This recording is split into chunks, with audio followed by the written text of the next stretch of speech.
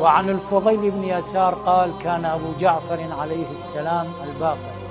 إذا كانت ليلة 21 وليلة 23 أخذ في الدعاء حتى يزول الليل، فإذا زال الليل صلى. وروي عن الإمام الباقر عليه السلام أنه قال: أتى رسول الله صلى الله عليه وآله وسلم رجل من جهينة فقال: يا رسول الله، إن لي إبلا وغنما وغلمة وعملة، فأحب أن تأمرني بليلة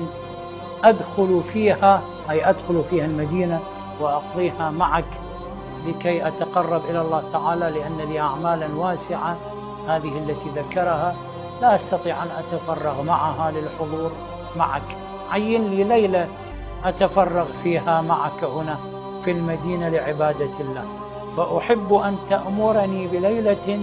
أدخل فيها فأشهد الصلاة، وذلك في شهر رمضان. فدعاه رسول الله صلى الله عليه وآله وسلم فساره في أذنه بحيث لا يسمعه أحد آخر. فكان الجهني لم يعرف الأصحاب ماذا قال له رسول الله صلى الله عليه وآله وسلم، لكنهم شاهدوا هذا الجهني بحسب ما يروي الإمام الباقر عليه السلام قال: فكان الجهني إذا كانت ليلة 23 دخل بإبله وغنمه وأهله فبات تلك الليلة بالمدينة، فإذا أصبح خرج بمن دخل به فرجع إلى مكانه.